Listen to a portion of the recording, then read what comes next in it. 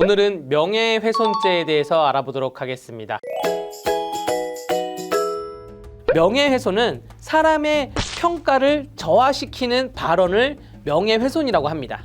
형법 307조 1항은 공연히 사실을 적시해서 사람의 명예를 훼손한 자를 처벌하고 있고, 307조 2항은 공연히 허위의 사실을 적시해서 사람의 명예를 훼손한 자를 처벌하고 있습니다. 네, 명예훼손의 구성 요건에 대해서 알아볼게요. 크게 두 가지가 있습니다. 하나는 특정성이고 하나는 공연성입니다. 명예를 훼손할 때 특정을 지어서 훼손을 해야 된다라는 그것입니다. 과거에 어떠한 정치인이 아나운서에 대해서 집단적 모욕죄, 집단적 명예훼손죄 회부가 된 적이 있었는데, 아나운서의 수가 대한민국에 너무 많아서 아나운서 중에 누구를 특정할 수 없어서 무죄가 나온 경우가 있고요. 특정성에 있어서는 누가 봐도 그 사람인지 알 수 있을 경우에는 특정성이 인정된다고 할 것입니다. 뭐 닉네임이다, 혹은 대화 앞뒤 전후 관계를 살펴봤을 때 이거는 강대규를 얘기하는 건데, 근데 강대규에 대해서 지금 그렇게 얘기했어? 그러면 명예훼손죄가 성립될 수 있다라고 말씀드리겠습니다. 자, 두 번째 요건은 공연성입니다. 전파 가능성을 의미합니다. 누군가 누구에게 명예를 훼손했을 때 전파 가능성이 있어야 됩니다. A랑 B랑 대화를 하면서 A가 B에게 야, B야, 너는 참 행색이 더럽구나, 너처럼 더러운 애는 처음 본다 라고 단 둘이만 있을 경우에는 다른 사람이 듣지 않았기 때문에 전파 가능성이 없어서 명예훼손죄에 죄책을 지지 않습니다. 정보통신망 70조에는 정보통신망을 이용해서 명예를 훼손한 자에 대해서 또 특별히 처벌을 하도록 하고 있는데, 이 정보통신망법 명예훼손죄는 비방의 목적을 필요로 합니다. 여러분들 뭐 배달 어플도 있고 각종 제품을 이용했을 때 이용 후기 등을 작성하지 않습니까? 어디까지 가야지 명예훼손죄가 되지 않냐? 산후조리원 사례가 있습니다. 산후조리원이 굉장히 비싸지 않습니까?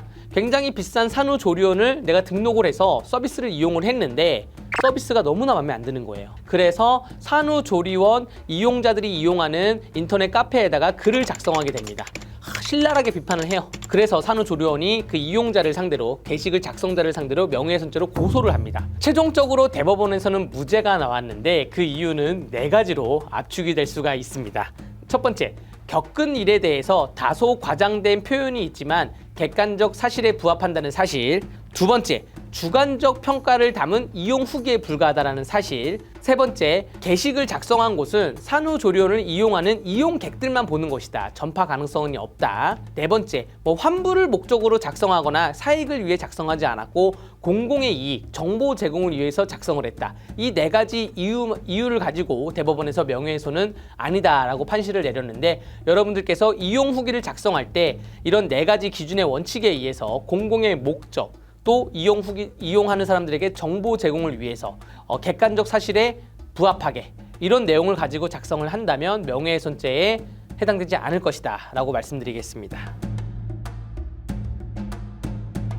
기본적으로 인터넷에 작성을 하거나 혹은 어플에 작성을 하는 것은 전파 가능성이 있다고 봅니다.